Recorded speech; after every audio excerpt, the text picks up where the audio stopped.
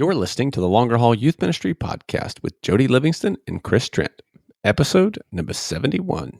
Oh, yeah, 71. Welcome to the Longer Haul Youth Ministry Podcast, helping you survive and thrive in youth ministry. And now, your hosts, Jody Livingston and Chris Trent.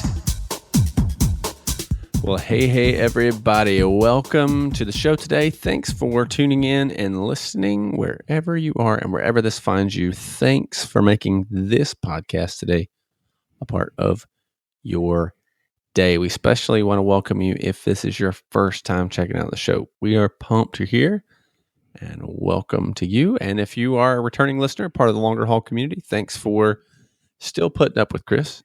That's real coming funny. on back. We appreciate that. If you enjoy the show, we'd love for you to subscribe to the show so you get each episode as it comes out each time, whether that's on iTunes, your podcast player, on Spotify, or wherever you happen to be listening from. And if you got a few minutes to head over to iTunes or wherever and write and leave a review, we always appreciate those, right? Big time. No doubt about it. Well, hey, my name is Chris Trent, and the guy that gave the most amazing introduction ever there, that was Jody Livingston. We're a couple of youth pastors hanging out in Atlanta. We don't work at the same church, but we do youth ministry, and we feel like at times we've been doing youth ministry forever. Man, Do you feel like a that sometimes? dinosaur. Yeah, I do sometimes. dinosaur. I'm older than most of my parents, like a lot of my parents in my student ministry now, bro. It's nuts. You're older than me. So what kind of dinosaur would you be if you were a dinosaur? T-Rex? I feel like you're more of a Triceratops. I'm thinking like, what's the fattest dinosaur there is? And that's probably what you are right now. That's awesome. Oh man, dude! Last night I did anyway. Last night I did a little training at a church, and the pastor's daughter was in there, in the training, and I was just thinking about how I feel old at times, and so I got to talking, and I was like, "Yeah, so how old's your dad?" And he's a year younger than I am. I was like, "Dang it, You are old." Dang it. So anyway, hey, we love youth pastors, and that's kind of an introduction there. So awesome. And we're on the social media, man. We're all over the place. Not really. Yep. But at Jody Livingston, at Chris Trent. Jody's like Instagrammy, Twittery. I'm more Instagrammy, and we're out there some. We're not big time social media crazy, but we're there a little bit. So find the Longer Haul over on the Facebook and the super secret podcast group. That's growing. Good grief, son. Yeah, like I'm telling you, man, and it's really, there's a place for the bigger groups, no doubt about it. And I'm in those as well. But there's something cool about having a smaller, more intimate group of folk, and so good times for sure. It's good. So it's great. All of the links and resources that we mentioned today, and there are a ton in this episode, you can find on the show notes page at thelongerhaul.com/episode 071. 071. 71, bro. That's awesome. Yeah, man.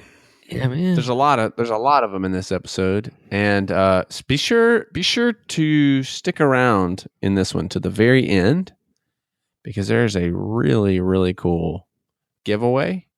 Oh, yeah. And an amazing invitation. Yeah. An opportunity.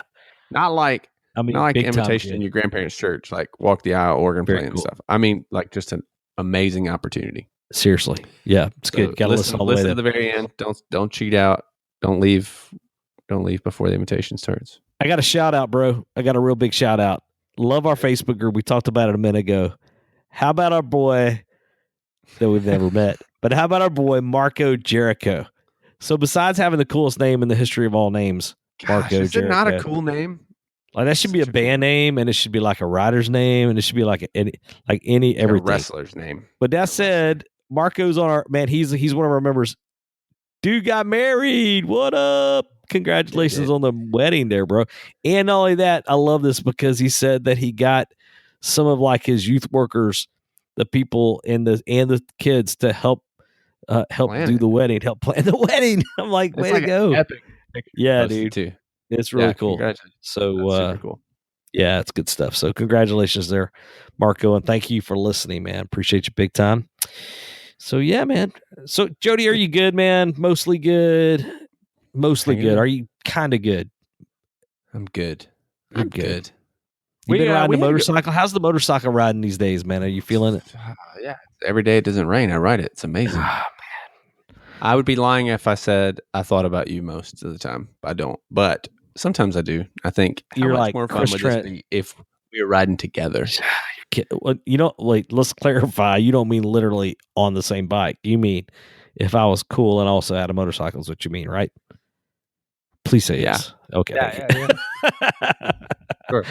Yeah. For real. Yeah, that'd be cool. Hey, so let's talk about how amazing your voice sounds for just a second, and why that might be. I'm drinking water as we're talking, and it's helping. It's good. But it wasn't so good yesterday. It was struggling yesterday a little bit, so I drank a lot of liquid, and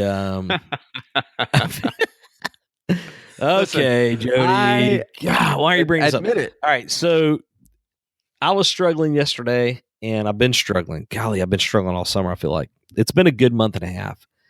And Jody, you've heard him say, he keeps telling me, got to go get the throat coat, Some throat coat tea, the throat coat tea or whatever. And I never. Here's why I never went and got it, because the whole time I thought he was talking about like a goatee. That's a lie. And so, anyway, yesterday I texted Jody. I broke down because Jody's like the hack master of everything, and he's got hacks for everything. So I was like, all right, Jody, what's the name of the stuff? And he's like, here it is. So I literally, from work, I jumped in the truck and I went we were talking on the phone while I was doing it. Talk to me while you're doing it. And I go to Publix and I go in, and the first thing I see is like, it's all licorice tasting or whatever. And I'm like, bleh, I hate licorice. But they had a lemon version. So I was like, okay, I'm going to get the lemon.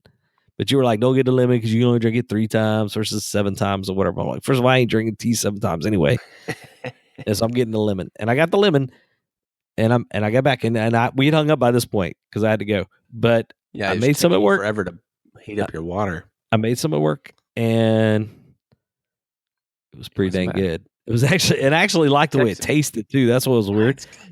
And too, right? I thought it was going to be terrible, though. I thought it was going to be terrible. I was fully expecting terrible, but it's actually pretty soothing, man. I appreciate it, man. It's working, and it helped your voice, helped your throat. Yeah, throat coat. There you go. It's awesome. Fantastic. Yeah, it's good. And so I'm pumped. I'm drinking twice today, and I'm so good. And I'll be drinking it tomorrow too. So I stash it around everywhere like a crack addict, man. It's in my desk drawer. It's here at the house, upstairs. We got this little coffee bar area. It's over by the coffee bar area. But you drink the nasty though, man. That's more licorice-like. It doesn't even taste like lemon. The lemon doesn't even taste like lemon. The original is fine. They're not a sponsor. They're not a sponsor, but we do have a sponsor. We do. That they probably drink throat coat as well. So YM360, Youth Ministry 360, man, they rock at what they do. First of all, I love the people there. They're amazing. I mean, they really are amazing people, but they do youth ministry. They do Bible study curriculum, student devotionals, disciple now resources, youth leader development, summer camp experiences. And this is a real deal for me because I literally have used all of those things with them. And it's good stuff. And I use it. And I was using it before they sponsored us. And when our sponsorship ends, I'll continue to use it because I believe in what they do. And so if you are looking for some great resources from someone you can trust, consider YM360, especially if you're in the market for some curriculum right now. Just really good stuff. And I'll plug this part as well. One of the things that's super cool is the way they do their training videos. And just the heart of that. And Andy Blank's one of my, he's one of the publishers or one of the writers, and he's the co-founder, and he's a great trainer. I mean, he does a really good job. And I just know him. He's a youth pastor at heart. I mean, and he still volunteers with his church youth ministry. So dude gets it. So yeah, consider YM360 for sure.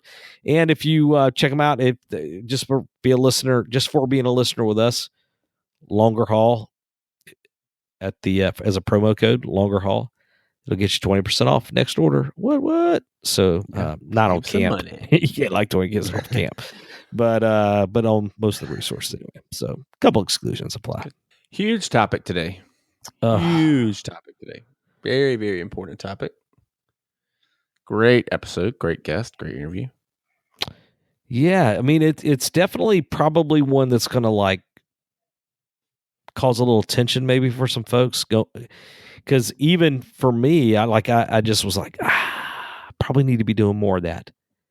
Yeah. But this whole issue is an issue of partnering with parents to navigate a hyper-sexualized culture. And we just brought a guy on that I happen to know he's a friend of mine, and you'll hear about that. But the guy's really an expert at this stuff, and it turned out. I thought it turned out. I think it turns out great. Yeah, that's awesome. Yeah, so good stuff. It's really good, really practical, and really stick helpful. Around to the end, man. I'm telling you, because there's the giveaways, and then what he throws out, and I wouldn't even expect it. What he throws out as an offer, it's unbelievable. I wanted to do it, and he didn't put a limit to it or anything. I mean, so. Pretty cool offer at the end. If it and maybe someone will take advantage of it, that'd be amazing. He underestimates our listenership. He underestimates us. Yeah. So here we go. You about ready? You ready to jump in?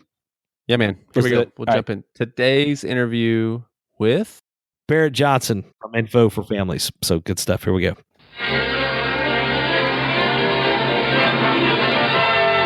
And now we're pleased to bring you our feature presentation. Well, hey, Barrett, welcome to the podcast, man. How does it feel to be considered the feature presentation? That intro was it a Disney intro, Chris? You're really revealing who you are here. I mean, feature presentation. Don't waste time with the cartoons at the front end. I'm thrilled. Listen, that's all. Jody and I, man, on the Longer Haul, everyone we interview is a feature presentation. Well, I'm honored then. So I will say, hey, everybody, this is my friend Barrett Johnson. And Barrett, man, we really are glad that you're going to hang out with us here for just a little bit and just dig into this topic of partnering with parents and trying to help them navigate a hyper-sexualized culture. That's a mouthful right there for sure. That's a lot to say. No. Yep. But I think most parents, no doubt, are dealing with this culture that we live in. Youth pastors are trying to navigate this as well. So I think this is worth digging in. But before we do jump in, let's kind of find out who you are. Let's tell the listeners who you are. In full disclosure, Barrett and I worked together for a while at Johnson Ferry. And we spent, I guess, were you there for like 7 years or so? Is that? It was 9 years. Beautiful. 9 of the best years of my life, Barrett. Best years of my life was what, Chris? Yeah, it really was. But Barrett was there for 9 years as family pastor. But prior to that, though, you're our people.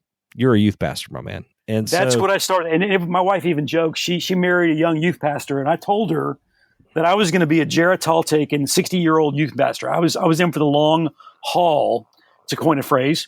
Yes. We made a shift in our calling, or God made a shift in our calling that we responded to about 15 years in. It was a surprise to me, honestly, because we thought we'd be youth ministers all of our lives. So you did youth ministry for 15 years, though. I mean, like in full-time capacity. Now, did you kind of come out of college and go straight into youth ministry? Oh yeah, I was in school in Texas, and because I had some internship, experience as a freshman and a sophomore in college, I was youth pastor at a large university church in my college town as a 20-year-old, and was green and didn't know what I didn't know.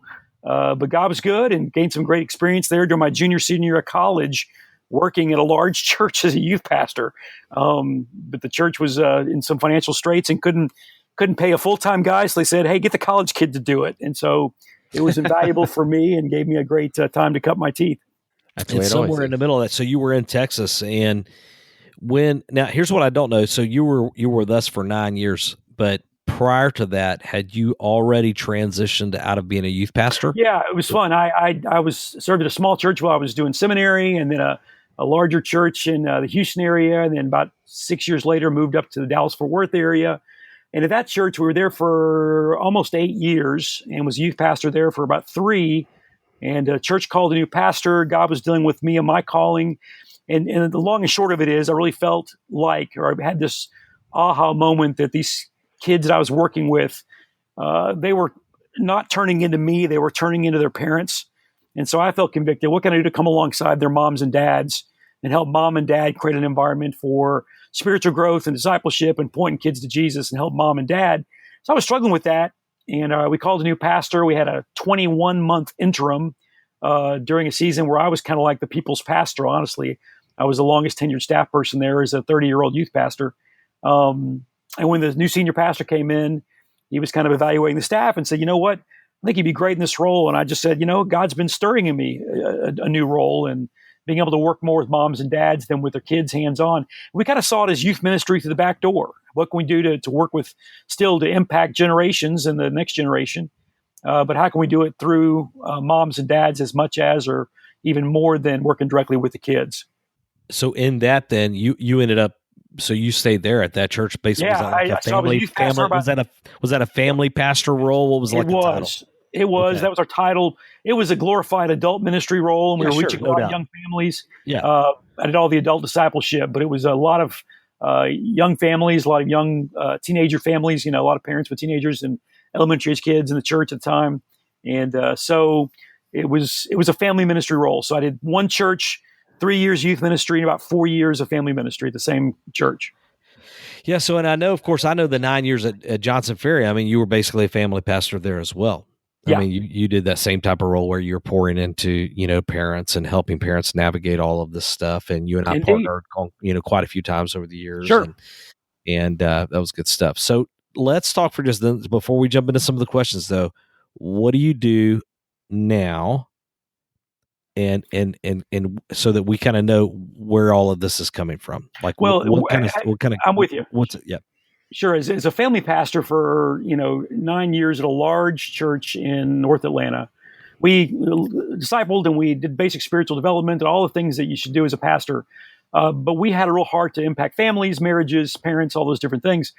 And we taught a 4-week series on a Sunday morning to about 300 adults, to moms and dads, really about helping their kids navigate hyper-sexualized culture. Everything from how the culture's changed, birds and bees, impact of social media and how to date smart. We delved in a lot in pornography and all those different things, just to help parents understand the culture and how to navigate that. And the parents just lapped it up. They just gobbled it up. They're just more and more parents said, why isn't anybody talking about this stuff? Why aren't we dealing with how the culture's changed, the impact it's having on our kids? This is great stuff. Even had one guy, a Chick-fil-A executive who's a real sharp dude, he said, you got to write this down. They make a great book, some of the content. And so over about 18 months, I crafted a book that was the first thing we produced through our ministry. It's called The Talks. And it's basically just a subtitle, A Parent's Guide to Critical Conversations about Sex, Dating, and Other Unmentionables. Just everything from soup to nuts, A to Z, about this culture and how to help your kids navigate it. But Krista, honestly, what led us to be convicted about those issues was not working with teenagers or their parents. Our role at that church for 9 years had us working a great deal with young married couples. We did to about 500 couples through marriage prep workshops and got to disciple and be life on life close with a bunch of 25-year-old newlyweds. And what we saw in those 25-year-old newlyweds were these beautiful people, dual income, successful in every way. In our mind, the first year of marriage, my wife and I talk about this all the time, these young couples should have been literally swinging from the chandeliers sexually. But yet, in close conversation, under the category of things that have never been said on the longer haul before, swinging from the stinking chandelier. And yet, more and more of these young married couples were struggling in the area of intimacy. Enough brokenness from their developmental years, teenage years, college years, whether it be promiscuity or whether it be pornography addiction or whether it be many girls who had been programmed by their mamas since they were, adolescents, that sex is bad, whatever you do, don't have sex, stay away from boys, you'll catch a disease, you'll get pregnant, bad. And these girls walk down an aisle and leave their honeymoon, their reception of their wedding for a honeymoon, and then mama, who's been telling the same bad news for a dozen years, sex is bad, whispers in their ear, hey, it's fine now, have fun. And these young women not able to turn the corner and realize that sexuality is a gift from God. So all the brokenness that we saw in these young married couples, I'm thinking these 25-year-olds 10 years ago could have been helped by parents who gave them more clear direction about God's design for sex, guarding what they need to be guarding, have a positive view of what God made to be good. So there's not so much baggage and brokenness taken in marriage. So all that to say, that conviction helped us to realize there's a real hole, a real gap in the local church where the world is talking ad nauseum about sexuality and the church is by and large pretty silent about it. And so we said, what does it look like for us to leave what we're doing now in the local church and step into a new role where we equip moms and dads and ministries and churches to have conversations about sexuality and to help parents navigate some of these conversations, to tee up conversations so that what is taboo and uncomfortable and awkward becomes a little more normalized. Now, obviously, most of these conversations we talk about are always going to be a bit awkward. Nobody steps into these conversations as a parent comfortably. It's always a bit weird, but it doesn't mean you can't do it. You've got to keep on stepping into it and pressing into these conversations. And so we're committed as a ministry. 4 years ago, we launched a nonprofit, and our ministry is committed to helping families have these conversations because they desperately need to. Yeah, Barrett, I remember whenever you were, going through some of that, trying to make that decision to do that. And I think one of the parts I love most about the story was, months, year, 2 years, whatever it ended up. I would follow up with you and I would say, man, how's it going? Yeah. And I was always blessed and encouraged to hear that God, sure enough, was providing. And, Sure. and God's been blessing at least for four years now. And, Yeah. And what you're doing is working. And well, I think I heard, I think it was Andy Stanley. I still can't remember where I heard it, but let's quote it to Andy Stanley at a conference somewhere. He said, all the great find stuff. the thing. Yeah. All the great stuff. He said, find the thing that God's called you to do, that if you don't do it, that the body of Christ will suffer. And I thought, I've got a great job at a great church, a healthy church. They pay me a decent living. I got a great job. I could stay here as long as I want to stay here. But I can name a dozen guys who could do my job and probably do it better than me. This thing that God was kind of stirring in us was something we felt like there was a major gap or a hole in the church, that if we didn't do it, we feel like the body of Christ would suffer. So 4 years ago, we quit our day job at the church and launched this nonprofit.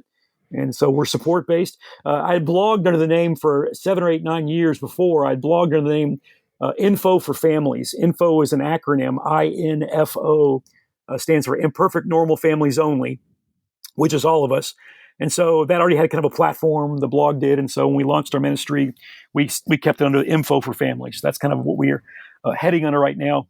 And all of our ministry tools and resources and events, that kind of thing. Yeah, day to now, is you still blog, but you also have several books out, and we'll give you an opportunity to kind of talk about some of those. Sure. Everybody wants this resource here in a little bit, but you've got the books out, but you still go and you do parent conferences.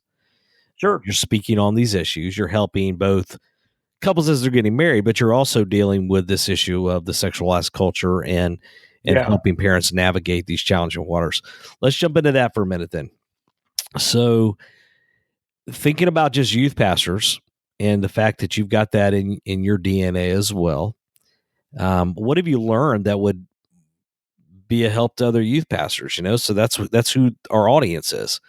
Yeah. We're all a bunch of youth pastors. Jody and I are youth pastors, right?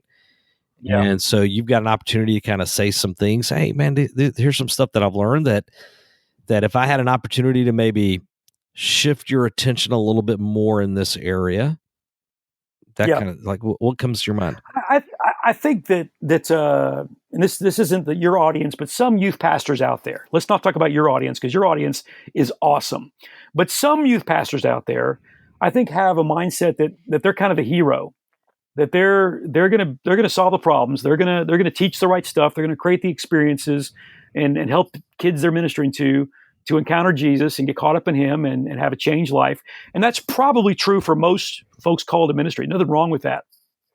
But as it relates to parents, I think mom and dad out there, while I certainly value a youth pastor that has a great influence on their kid's life, those parents know that youth pastor will only be in their kid's life for a season, or their kid's going to grow up and go off to college, or that youth pastor is going to go on a different church. I think the parents are looking for every opportunity to be that hero in their kids' lives. Now, again, it gets awkward and it gets weird, and every 15-year-old kid thinks parents are a little bit odd, but that's always going to be there. But if youth pastors can see their role as helping parents be successful in this area, then I think that's a win. And that's in every area, but particularly related to these things, because obviously a youth pastor can speak in generalities over certain things, about principles and truths and God's design for sexuality, all those different things. And youth pastors should do that as a part of their ministry. But I think in the day-to-day operation of life, it's mom and dad who are hovering over the kids. It's mom and dad who are in their business, aware of what they're doing, what kind of relationships they're having, what they're doing online. It's parents that have a more in-touch reality of those things. So as youth pastors can give parents the tools they need, the conversation starters that are there, help parents feel adequate and capable in these areas, then suddenly parent feels like the hero, parent feels equipped. And then obviously youth pastor becomes the hero to the parent, but then the parent can become the hero to the kid. And so if any coaching in general I would give is to encourage youth leadership and youth pastor types to look for every opportunity they can to make their parents winners, not the weirdos, not the people who are in the way of effective ministry, but the means to real effective life-on-life ministry with their kids, if that's at all possible.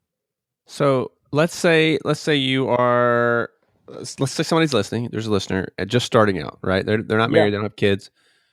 You were 20. You said I was 18 when I started. So, I mean, I didn't even know. I wasn't a parent at all, let alone a parent of a teenager. Those conversations were far off in the distant.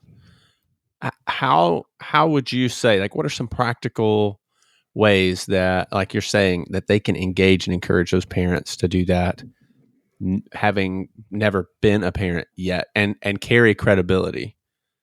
I think is the key is to take advantage of available resources. Obviously, a 40-year-old dad of a 15-year-old girl or a 15-year-old boy isn't going to be thrilled when a 20-year-old comes and says, "Let me tell you how to parent your kid." I hope, I think I knew that when I was 20 years old. I knew it a little bit, probably know it more now looking back. But I think most 20-year-old or 25-year-old kind of young youth ministers know they don't know what their parents have experienced, what they're going through. But I think if that 25-year-old or that young youth pastor can be a conduit of good resources, good tools to say, "Hey, I'm not the expert. I don't have any experience in this area of your role of as a parent, but I know somebody who is." Or there's a great video series. We're going to tee up a 6-week study on Wednesday nights when the kids are having their youth meeting. We're going to have a parent meeting utilizing a video series, or bring in an adult that everyone respects in the church who's killing it in this area or some area. I think to pass on opportunities to those who are credible experts in the realm of your church or in the realm of video resources, whatever, and again, make those things available to be able to say, "I'm not the guy, but I know who is the guy. Let me be a conduit of information for you." Do you find when you're talking to parents that I think, like, in every context I've been in, I think most parents just feel very inadequate. Definitely. And I find what I end up doing a lot is just encouraging them Definitely that they can do this, and yes. trying to facilitate conversation among parents to let them see that they are all feeling the same, like they're all in it together. Indeed. And that's where a circle of chairs around a topic, or even a Facebook online page, whatever, where parents can engage and not air their dirty laundry online and social media environments, but can share common experiences, common realities. That, hey, what you're dealing with, I'm dealing with. And again, that's been the whole crux of our ministry. In perfect normal families only, we're all screwed up. Let's all agree we're broken. We're desperately in need of God to show us the way. And creating those communities or those gatherings where parents can relate and share their stories is a phenomenal opportunity. Yeah, I think to realize our inadequacies are all similar. And we're all making it up as we go. Indeed. And I used to have 5 theories on raising kids. Now I have 5 kids and no theories on raising kids. I don't have a clue what I'm doing. But that's a great thing for a parent to even to admit to their kids. Yeah. There's no manual on you. I'm doing my very best. Give me some grace. Let's work through this together. And I thought I was the it's a only great one place that to had, I start. thought I was the only one that had played that card.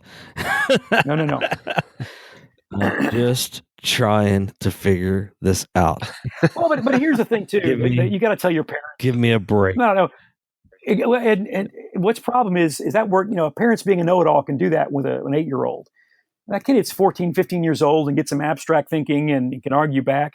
When a parent is wrong and the kid knows the parent is wrong, and the parent knows the kid knows the parent is wrong, but the parent still doubles down and says, no, I'm right, then you got a credibility issue. And so again, the best thing a parent can say is, hey, I was wrong, or I'm sorry, or I blew it, or I don't have a clue what I'm doing.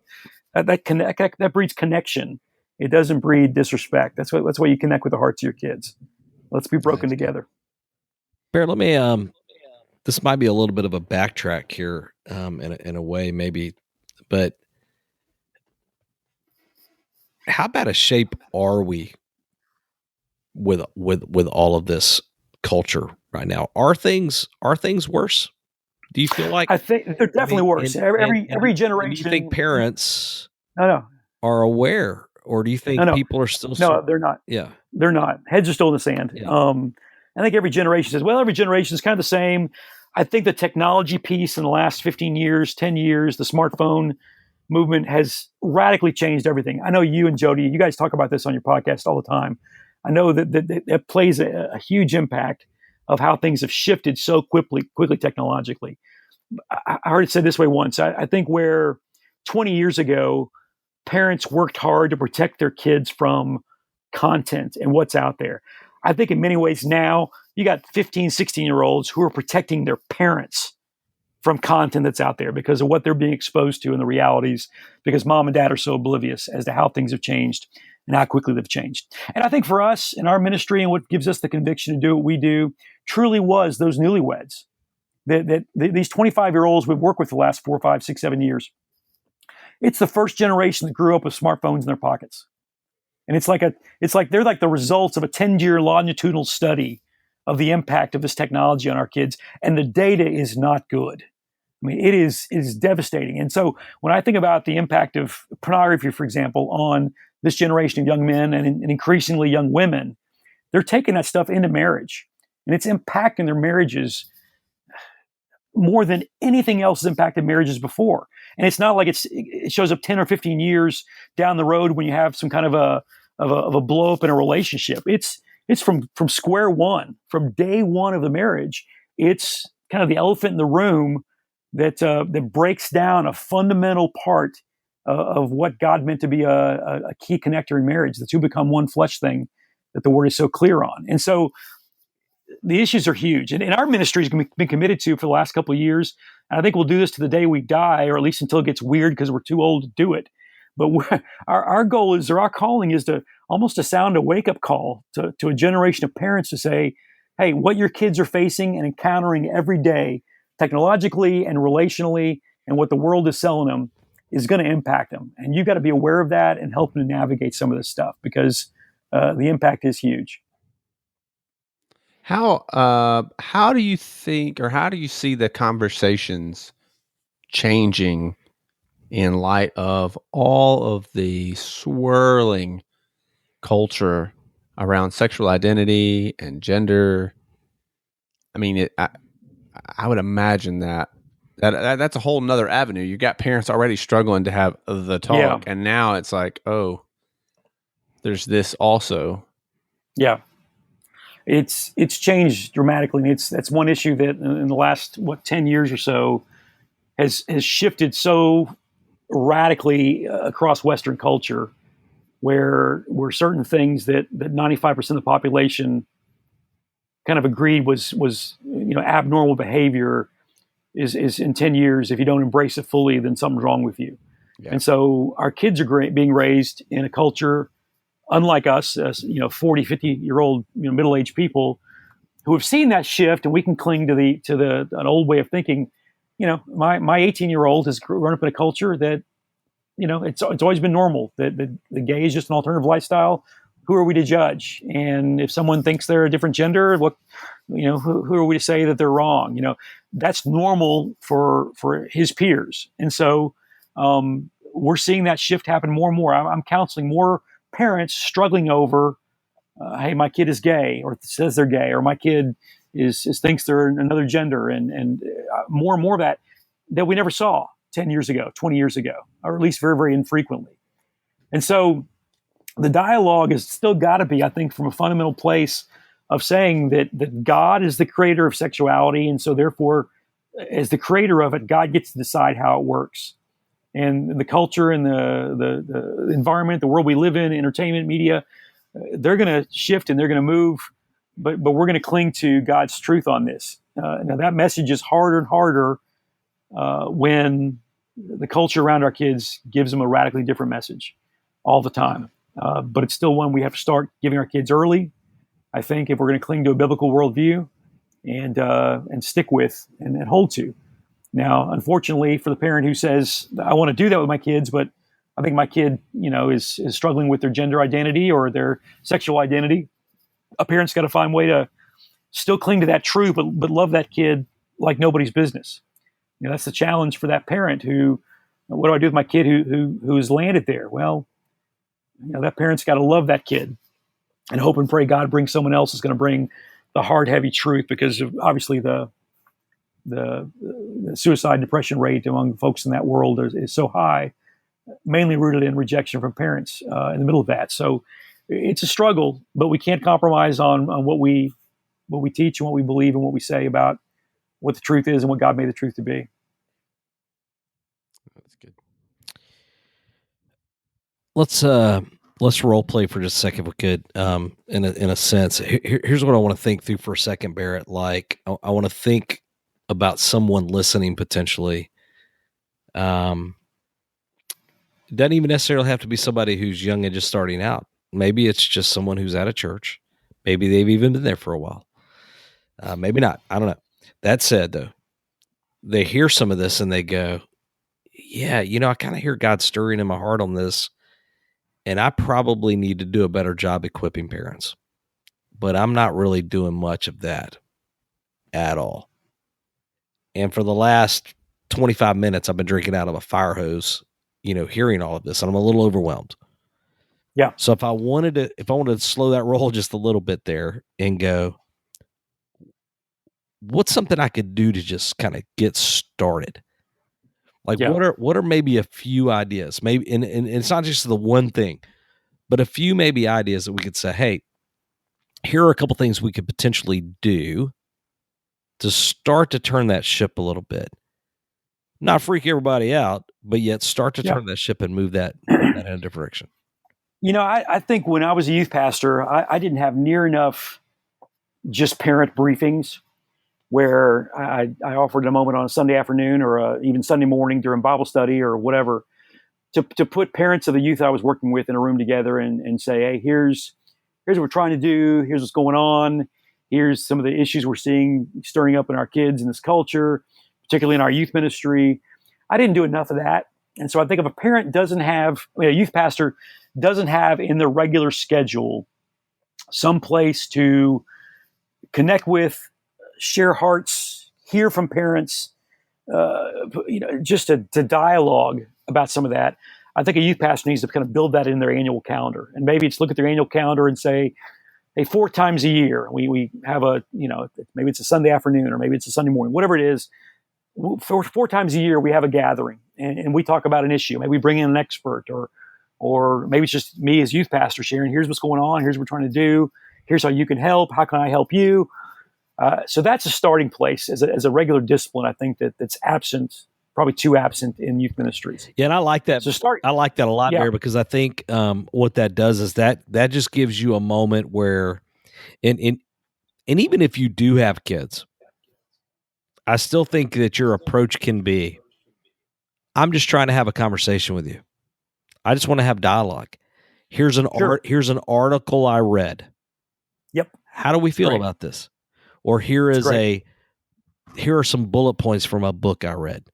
Or here's a video that I saw that I thought I would show us. Let's have a conversation. Now, here's the bad news of that, Chris, and you know this in your experience. If you have 200 parents you're working with in your church, and you have that on a Sunday afternoon, you're going to have 18 parents show up. Yep. And it's going to be the 18 parents who are already B plus, A minus parents. But I think still trying to do that and keeping the pressing into that, it's worth doing. And that also diffuses any problem with parents later on saying, well, they didn't tell us, or we're out of the loop. Well, I'm trying to do that with you. That's a great discipline. But in one of those, but it takes if you're doing that discipline, but I don't mean to interrupt Yeah. you, but it also part of the wisdom in that though is if you go into that and you're prepared and you have 18 and you leave them with something good, hopefully they walk out and in the next couple of weeks they're having conversations. Did you go to the thing with Barrett? You know, like, or did you go to man, that was really good. Like that was good. And they feel like, but that's not going to happen overnight. That's going to take consistency. But if you're in for the long haul, Chris, it's going to be okay.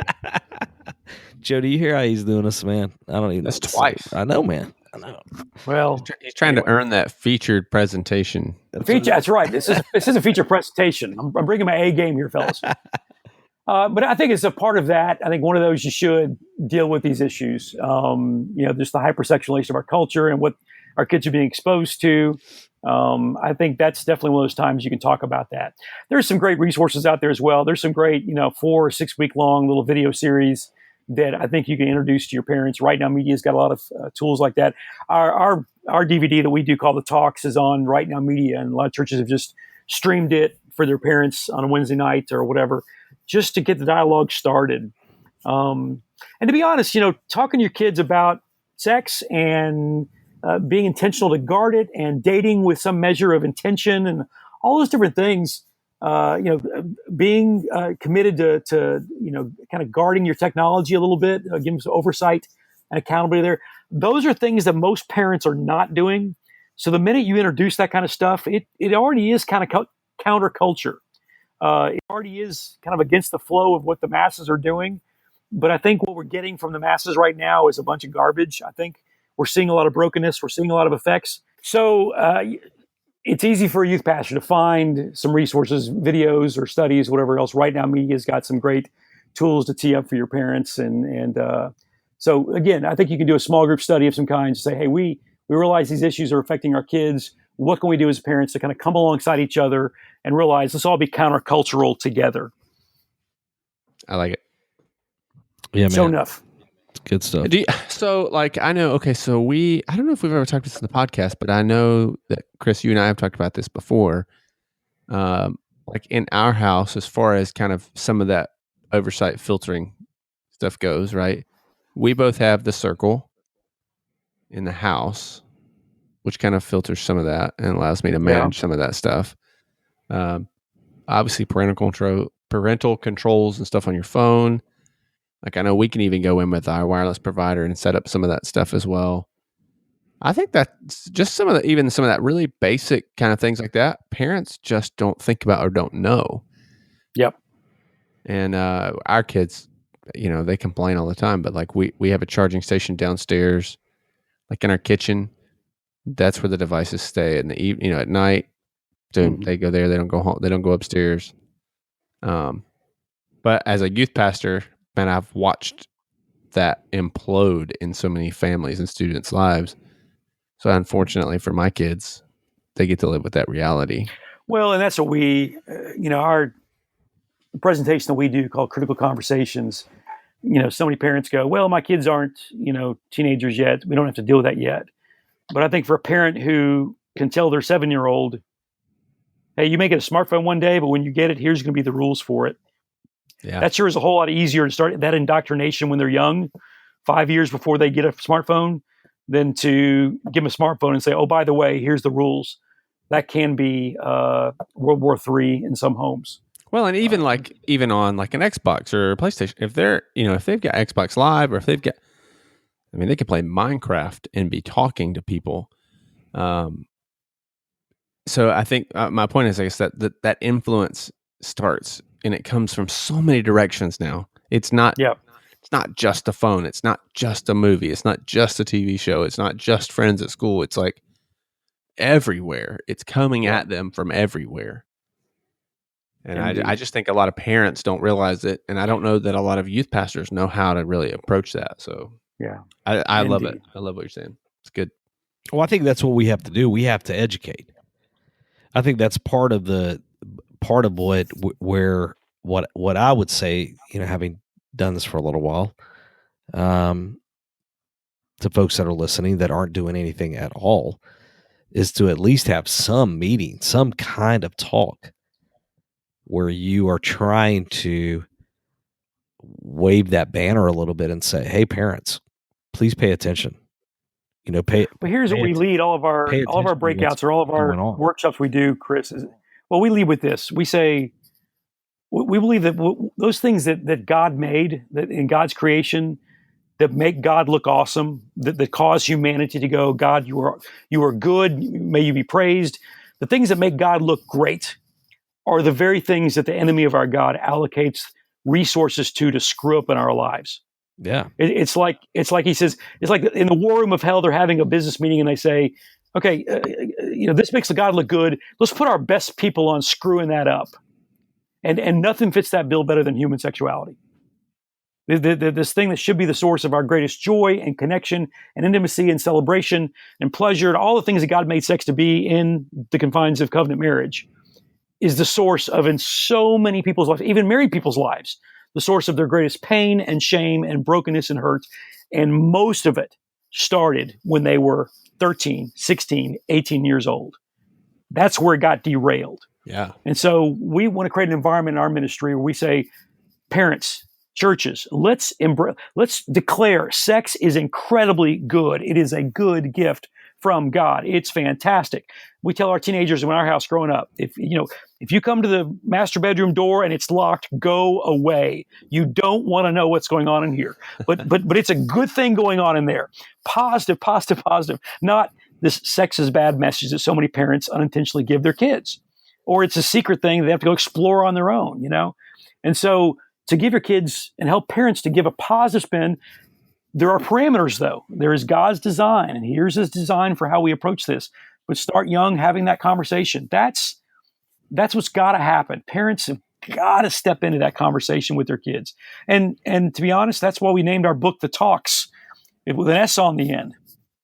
Too many parents have an idea. It's a one and done, birds and bees. Here's how babies are made. Woo, got that check box marked off. I'm through with that. No, from 10 to 12 to 14 is all along the way. There's a series of bazillion conversations you got to get comfortable talking about. And so I think a youth pastor who's considering what it looks like is, how do you help your parents begin to get more comfortable or be equipped to have these conversations so that their kids can be successful in navigating what is a minefield through their developmental years before they get to the marriage altar one day. So when you're saying start young, do you have a suggestion for parents on that? Well, Barrett, and say this, but the book was almost not called The Talks. What was our original title, Chris? What title do you remember? I had several that I was circulating. So at one point, you were thinking about calling it Sooner, right? Sooner was a working title. It would sell big in Oklahoma, but nowhere else. Sooner, because it answers the question. When do you talk about this stuff with your kids? Well, sooner than you think you need to. Yeah. Sure. The public dialogue has fast-tracked or required parents to get there earlier. Because we tell parents, we say, Mom and Dad, you want your kids to hear everything from you before they hear from somebody else. Yeah. And because of all the delivery systems in our media today, that means every conversation about every topic's got to come younger than you ever imagined. But that's okay. You got to do that. And it's going to be all right. They need to hear from Mom and Dad, a trustworthy source, before they hear from somebody else. If a kid's got a question, they can find an answer.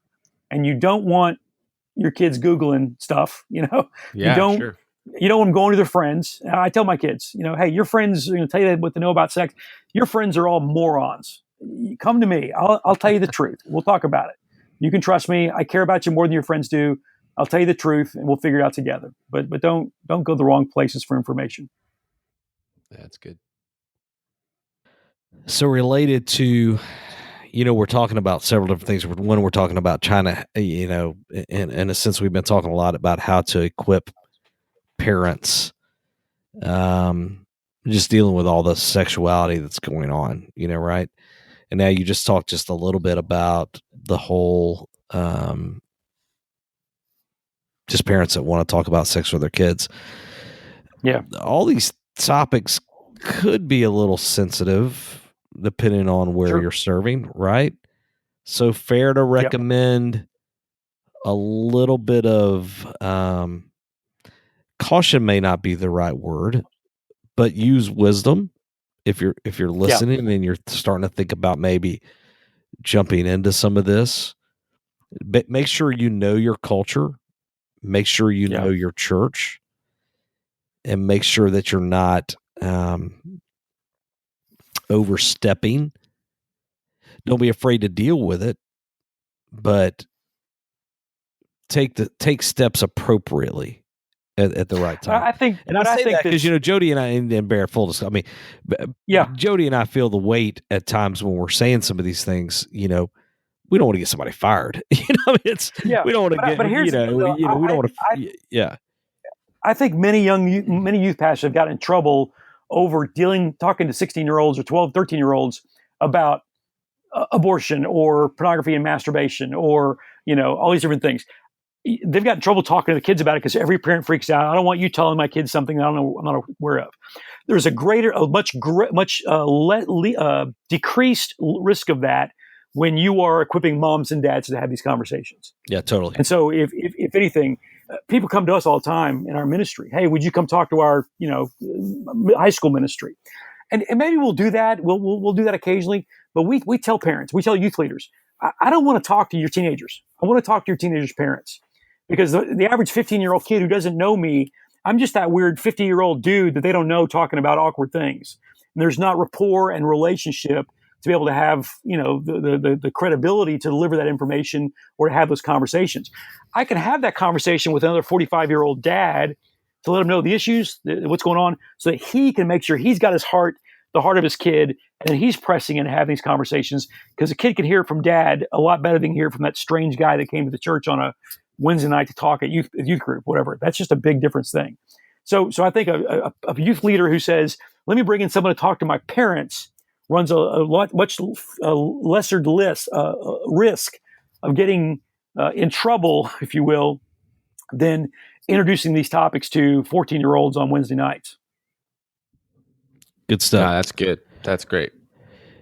As we're getting close to the end of this thing, Barrett, anything else on your heart, on your mind, as you have an opportunity just to speak into some youth pastors here?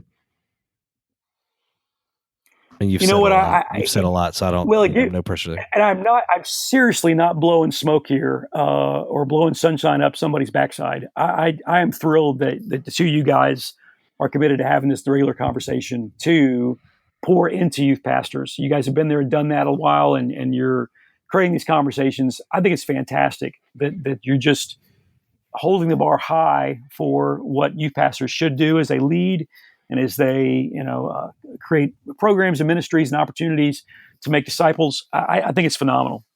So no, keep on doing what y'all are doing. We speak to a niche. I love it when youth pastors love kids and love Jesus and partner with parents to see kids fall in love with him as well. So any youth pastors committed to doing that and committed to growing and learning, more power to you. I love you guys. I want to be your cheerleader. If I could put on one of those Will Ferrell, Saturday Night Live Spartan cheerleader uniforms and just cheer you guys on, I would do it. Yeah, thanks for that visual. Okay. Okay, sorry about that. Well, let's talk about where everybody can find you, man, because here's what I know. And let me say this, friends that are listening. I know Barrett, and I think you guys know if you've listened much, Jody and I are bringing folks on that we trust. If we're going to put a voice out there to you guys, it's people that we trust, that we would trust in our own church. And Barrett's a friend, and he's a guy that I trust, that he and I have had hours upon hours of conversations about a lot of this stuff. And we have solved the world's problems more times than you possibly know. And truth be known, I would go with like maybe 5% of all of his books is stuff that he's stolen from me. And Yeah, so, I'd go maybe 7 or 8%, Chris. It's probably higher than that. is it 7 or 8 now? Okay, yeah. So Well, but it was created. It was in community, and so I felt like it was. you, I felt like it was public think it was domain. like you felt like it was like free rights. Though, what do you call that? What's that, Jody? What's that word? I don't know. Creative. Public domain. It's public domain. stuff. Yeah. Okay. Right. I don't know about that. I mean, you could have written it first. You just didn't. Yeah, I just didn't. You're right. That's what I say all the time. So all that to say, though, hey, listen, you, Barrett, I know you well enough to volunteer you for this. You really are available to help folks with this kind of stuff in multiple ways. Number one, you would have if a guy wanted to have a conversation with you over the phone, you'd be more than willing to do that kind of deal. Most certainly. But not only that, let's just go ahead and make a plug for yourself real quick. I know that's always awkward, but let's talk about the books you have available and what you potentially would be available to do when it comes to traveling, going to somewhere, because somebody may be interested in that. They may hear you and go, and not to mention your wife is amazing. Yeah. She comes with you a lot of times on these things. She does indeed. She's smarter and prettier than I am. So she's got that going for her. Yeah. So talk to us for a second, just real quick. Well, we love to speak. We love to do conferences. We do a lot of marriage and parenting things, but our real heart truly is to do a 90-minute presentation at church to parents of, everyone from 18-year-old kids down to, 5 and 6 and 7-year-olds. We do a 90-minute presentation called Critical Conversations in the local church. And we've done that at First Baptist Houston and Prestonwood and Buckhead Church here in this neck of the woods. We kind of get around doing that. And so we love doing that. It's a great event for a wide swath. You told me I'm credible and you said good things about me. The grounds of my probation don't allow me to cross state lines until a couple of years from now. That's real funny. Real. I'm sorry. No, we love Georgia stuff. We love Texas stuff. We love getting all over the South, and we've even been far away. But so we love doing those events. Our real heartbeat is just equip parents and to help tee up these conversations that can be awkward. So the events help to do that, to give you some information and some tools in your tool belt. We blog a little bit, and so there's stuff on our blog at infoforfamilies.com that you can go and search. But resources, we've written 3 or 4 books now. We've got our talks book is kind of our manifesto, and so whether you got kids that are 6 years old or 16 years old, it's kind of a big picture of how to help your kids have a healthy, biblical, God-honoring view of their sexuality, and to kind of help them navigate some of the issues they're going to face, and to have a wise view of dating and relationships and moving towards marriage even. So that's the Talks is a great book. But you also have a guy's book as well. I love this book. Well, there's a DVD part of the Talks. You can find that on Right Now Media. Okay, good. Just look for the Talks DVD there. That's great for small groups and that kind of thing. We have a study guide that goes along with that. So again, after the Talks, and that was kind of our big manifesto, after about 2 years, more and more parents said, this is great. We love it. It's given me a good picture of all this. Love the book. I need more hands-on for my teenagers. And so about a year ago, we released a book called The Young Man's Guide to Awesomeness. And it's a book to put in the hands of your teenage boys, aged probably 13 to 18.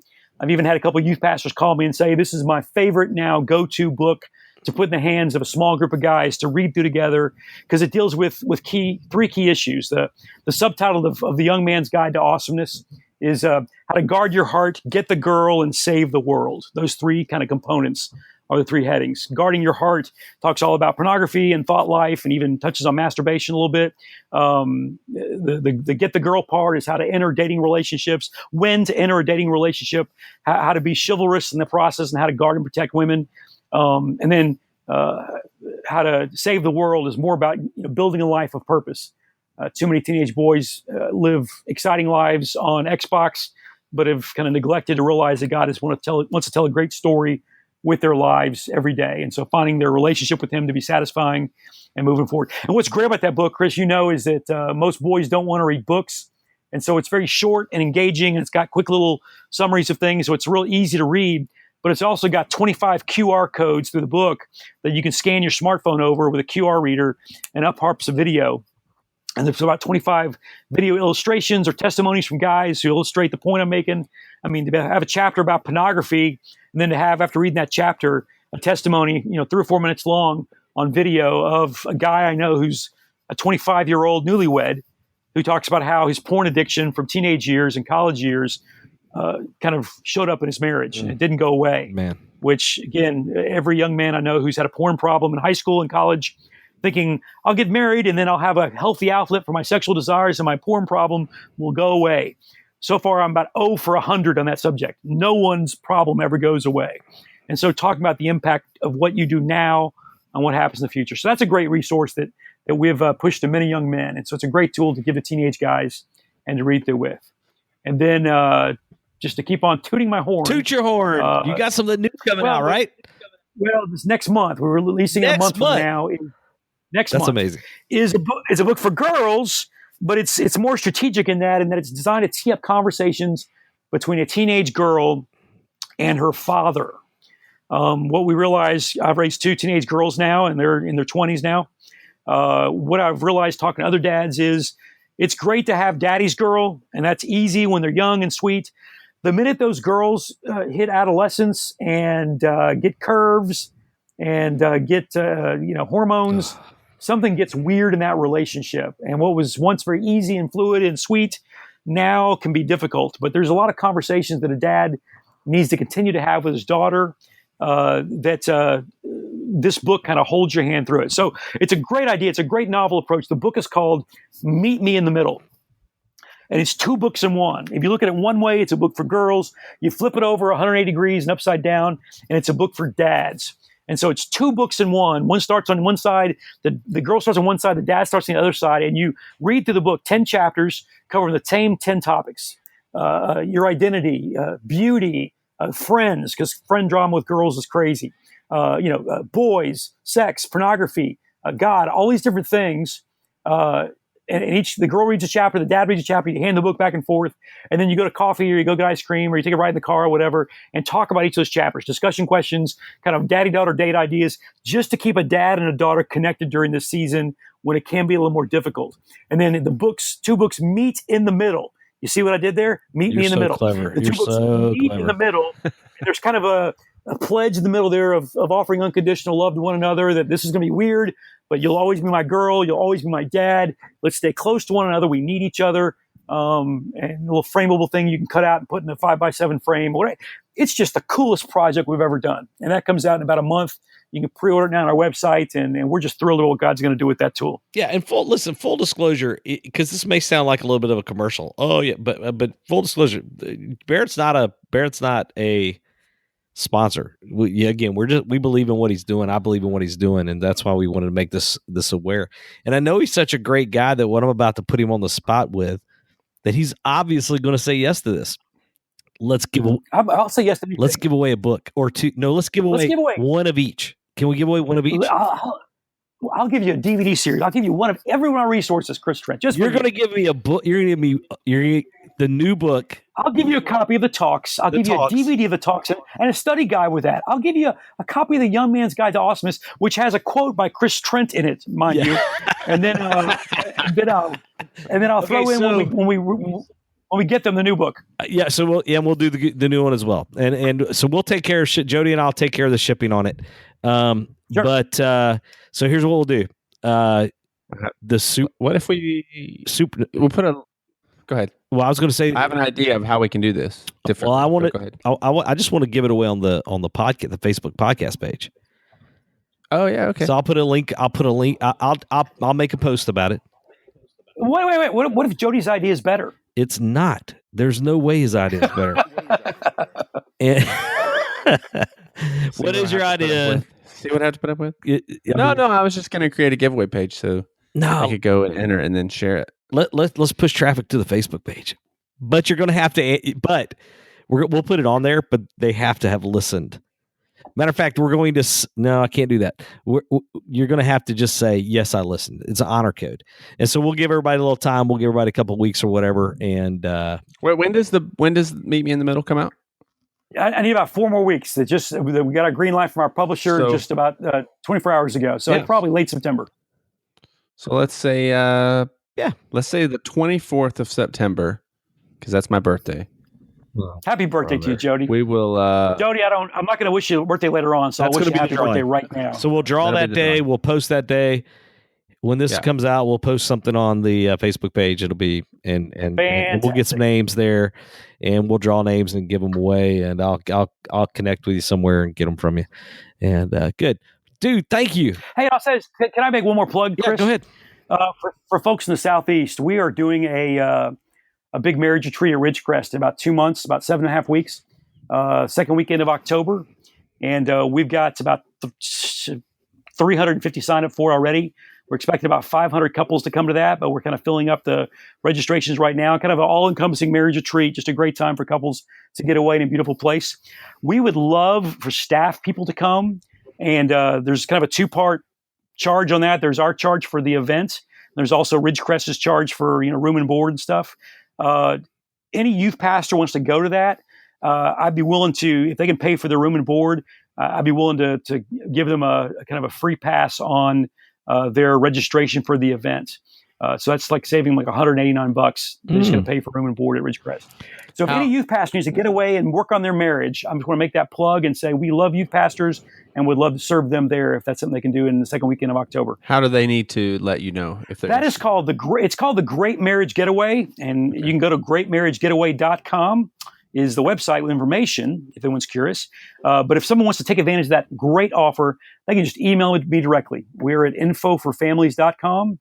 And my email address is Barrett, Barrett,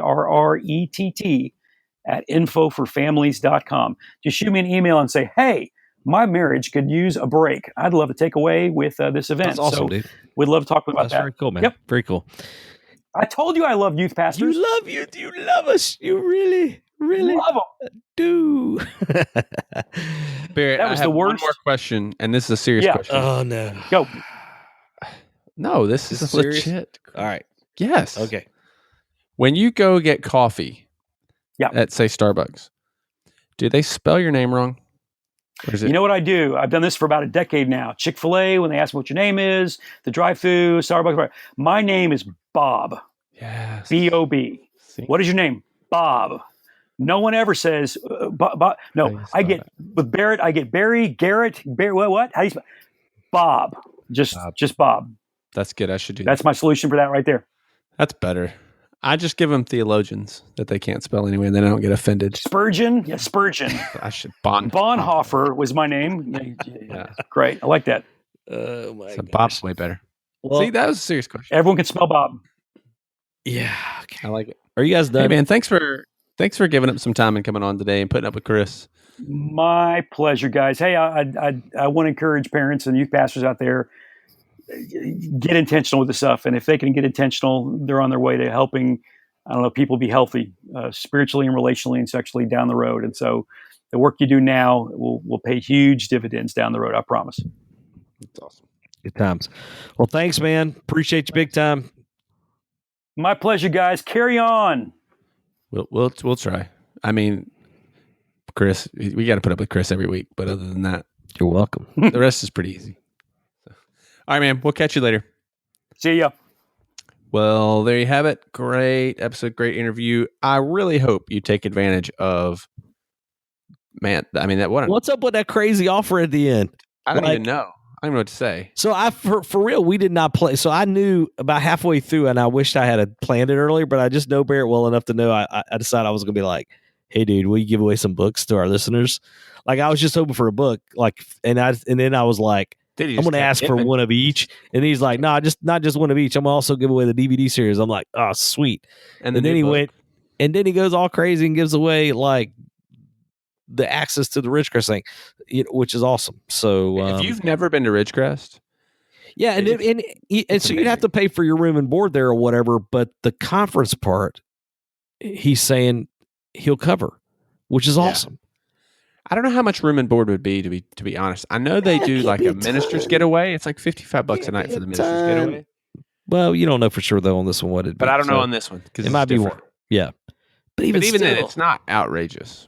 Yeah, man. So, man, if God's stirring in somebody's heart, that's awesome. So you need it, man. If your marriage is needing it for sure, take that. Go make sure if you haven't joined the super secret Facebook group, do it. Now is the time to do it because you can go and you can enter to win all these resources. And you can see a picture of Marco Jericho and his wedding party, which looks amazing. Yeah. I bet he has cool hair. I'm not near as good looking as these people are in this picture. We need to bring Marco Jericho on the podcast just just for a little bit. We down. talk about him all the time. We'll It's a see. good name. It's a good name. Yeah, it's a good name. I wish that was my name. Yep. Starbucks would never spell my name wrong if my name is Marco Jericho.